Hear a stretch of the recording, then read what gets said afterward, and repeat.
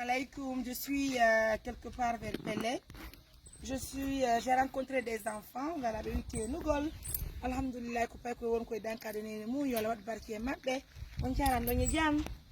No hay fi. Konto iwdon? Pellel. Do yaade Sardinia do yaade honto? Yaade kame. Honto? Ko seri ko Sardinia. Sardinia alle? Men foko Sardinia karte goto me woni ko nasudu goto. Oui. Me yito no me argati en ko. Tienu go tenangol hombo. Biro mon. Yola wat barki mon nani. No hay fi bui. Oui, mesdames, messieurs, ça fait plaisir de voir les enfants. Là, si vous avez bien attendu, comme on avait l'école, mais il faut que tu aies l'école. Classe Hombo.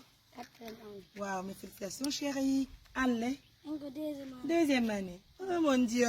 Comme ça, moi, je vais envoyer le petit déjeuner de ces enfants. Inch'Allah, je vais à l'école. Comme on a dans l'école. On a attendu. Alors, lui, on va l'inscrire à l'école. Encore une fois, là. Après la gold, go ka jangugol. Dafa la fo. On est mon dafa la go. Na daga l'école ka mekke mi natta on est mon. L'école. On a ta l'école. D'accord. Encore comment on a terangol? Bureau ma. Alhamdulillah Rabbil Alamina. Ça fait plaisir. Moi aussi je rêve de voir Hamid se lever un bon matin pour dîner. Ça fait plaisir. Hein? Mesdames, messieurs, merci à tous de la confiance. Allez, tu n'as la compte me watayade.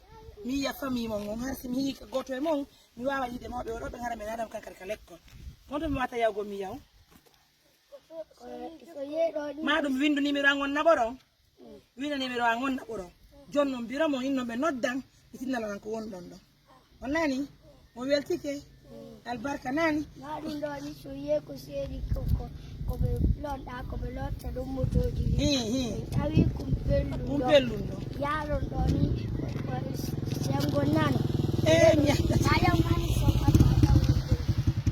Nyangata jongo mi fala mon frère dawa ha bole ole eju do de na la pay ko gamate OK ari on va faire ça apana le de photo tine de dipine le de nani mi wali to ndo chéri wayo devi e yara ka seri mission alfa to be yara Peti koton kamu? Sardinia. Apa na leɗɗe ɗen ɗon grand? Kala wal parquet mo nani haɓana ɗon grand koye haɓɓa men ɗon est ce que roɓe heƴay ɗon ɓe fowa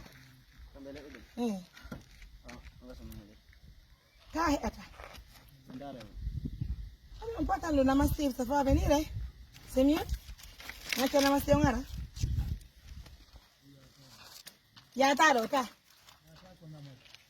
Oli ya taka namaste Na Sardinia. Oh nyalle no ti mo anda si mo wadike oy pay ko yalla wad barki e monne be heƴa taro kasi oɗon wawi ɗaɓude ɗe namaste ona bana la pay koy déjà on anda on to be woni har moi je passerai dire bonjour aux parents.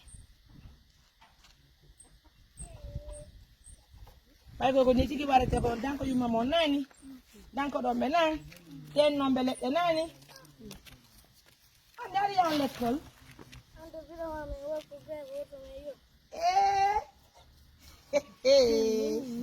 Min yoda bindi ko lekko.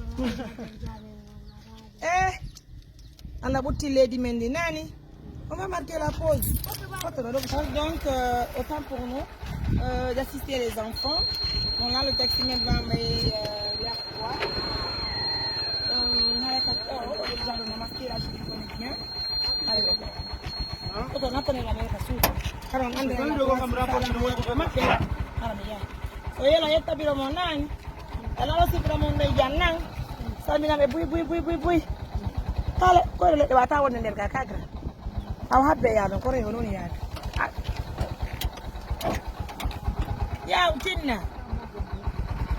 Jonna na ngono ngada so kitir ndo yibay do. Eta amala la ngono ndo na. Ya do ndong jipno de non kan ka be jippo non na. Nangi so jibe modde ko be ko barko na petal mi mabbe. Merci beaucoup mes amours. Encore une fois, c'est une manière d'assister les enfants. En tout cas, regardez les enfants, les tout petits enfants qui assistent les mamans. Prenez bien soin de vous ensemble. On va inscrire le 3e enfant qui malheureusement pour l'instant n'a pas été à l'école. Ses 2 autres camarades, eux, ils sont en train de faire les cours. Hein. Un noir de 4e année, un noir de 2e année. Lui aussi, on va l'inscrire. Pour la première année, il va commencer ses cours, Inch'Allah. Prenez bien soin de vous. Au revoir mes amours.